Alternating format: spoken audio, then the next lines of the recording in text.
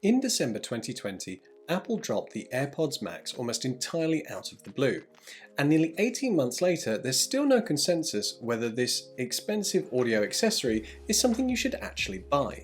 But with Airpods Max prices dropping considerably and its competitors' prices creeping up, it might be about time to ask again the question, should you buy the Airpods Max? I'm Ollie at Techable, let's get into it.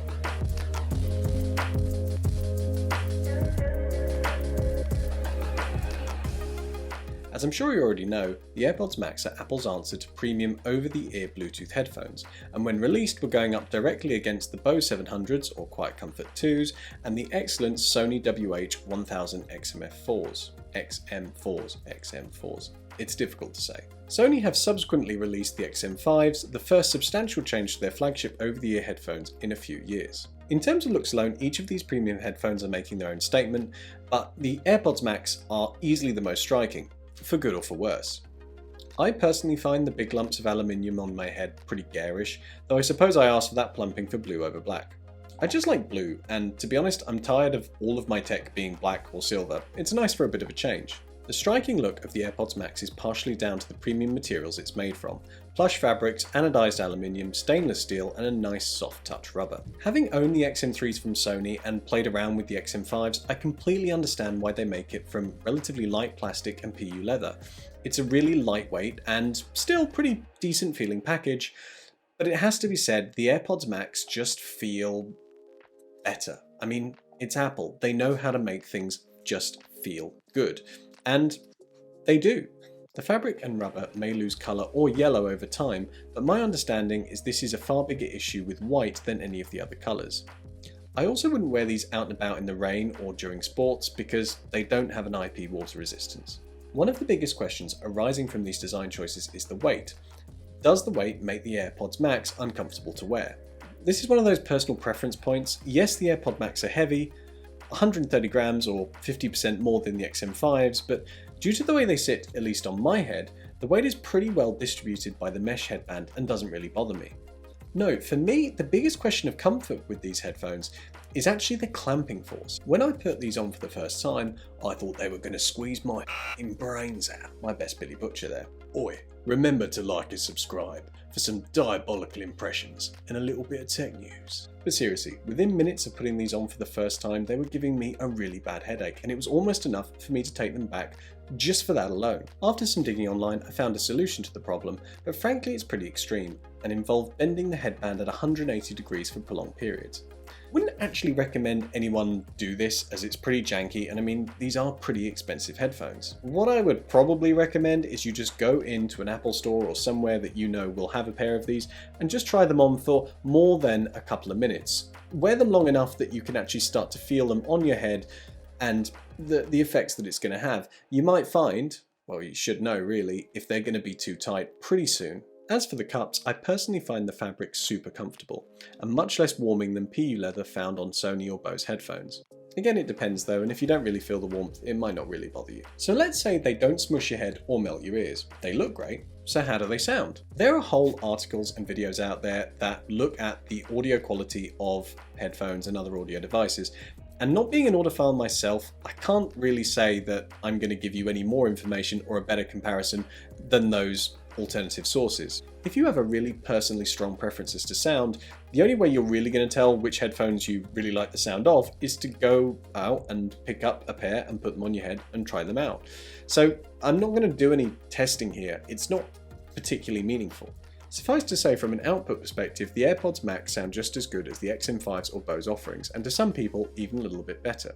If, like me, you aren't necessarily a connoisseur and just looking for high quality audio with decent balance, you aren't going to go wrong here.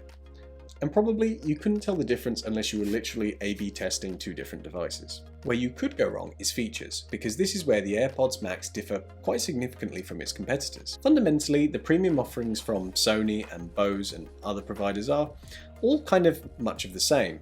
They have USB-C charging, ANC, an audio jack, an inbuilt mobile app for customizing the sound, and all the stuff we kind of come to expect from a pair of premium headphones in 2022. But Apple don't think in these terms. You see, I often say that Apple doesn't really sell tech, it sells products, and mostly products that go well with its other products. And so when Apple is disappearing the audio jack from all of its mobile devices, why would they give you an audio jack on your Bluetooth headphones?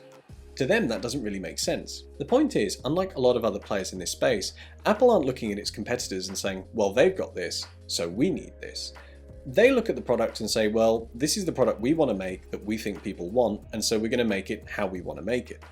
They're not obsessing about just having something so that they can be as good as the other player in the market. And sometimes that can be great, and sometimes not so much. In this case, the AirPods Max do lose out on a few features.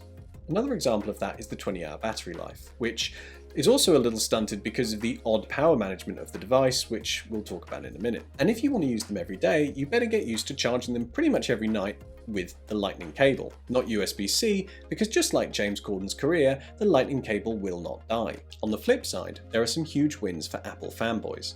Just like the AirPods Pro, auto device switching is a dream for those deep in the Apple ecosystem, seamlessly transitioning between Apple products. Similarly, spatial audio, although not for everyone, can produce a more dynamic sound, particularly for on-the-go movie watching. And of course, just like its premium competitors, the AirPods Max has absolutely fantastic ANC. Might even be a little bit better than what's currently being put out by Bose and Sony. What really makes it stand out though is the transparency mode, which lets sound through if, for example, you need to cross the road or listen out for a kid in the other room. It's right out of the top drawer and lets through true, natural sounding sound. And although some bemoan the lack of touch controls, I personally prefer physical buttons, because even the best done touch controls on headphone devices can be a little bit finicky, and sometimes you just want a button. Don't you, Apple? And to that, there are two pretty big elephants in the room.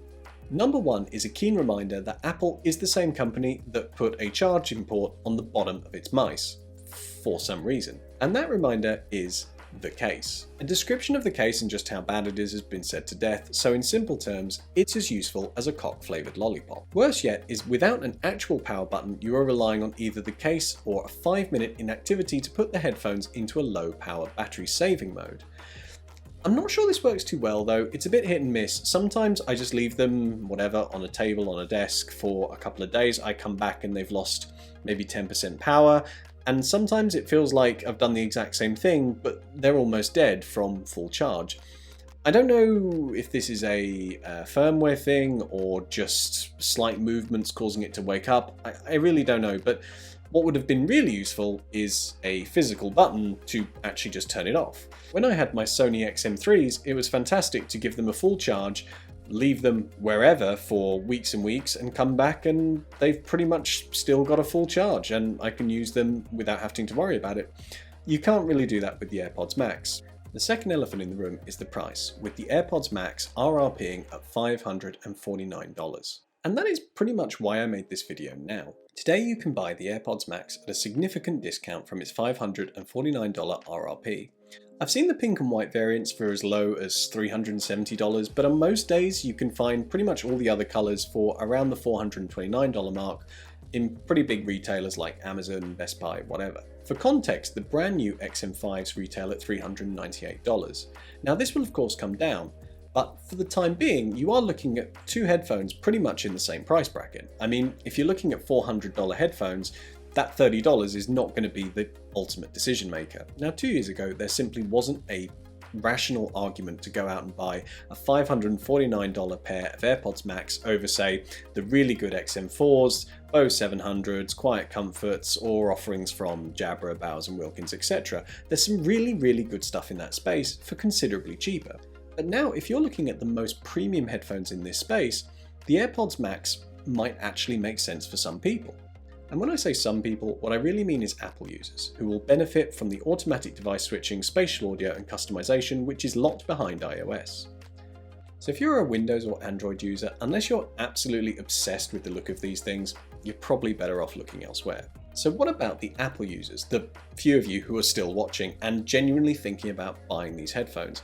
Can I actively recommend the AirPods Max to any of you? Well, the truth is, not really. The AirPods Max aren't really a device that you can recommend. I mean, they've just got too many issues and too expensive to say, oh, go on, give it a go. I mean, even at this lower price, they basically cost the same as a PlayStation 5. And for a lot of people, whether it be the clamping force, weight, lightning cable, or deep-seated hatred of the carry case, there is a lot to dislike about the Airpods Max. However, there is one third and final elephant in the room.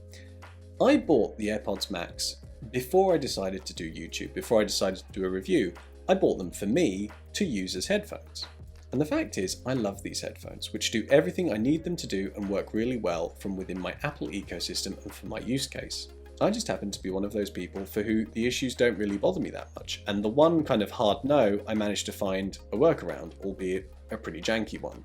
There are rumours that Apple are working on an AirPods Max 2 that may or may not fix most of its issues, but as with most Apple rumours, there is no telling just how far away this could be, or indeed how much they will change.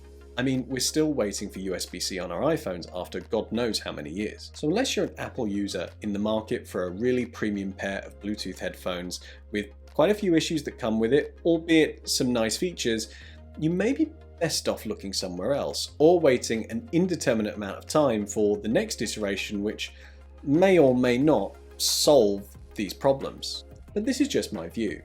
If you think that now is the right time to buy the AirPods Max, let me know in the comments below. I've been Ollie at Techable, and I'll catch you on the next one. Cheers.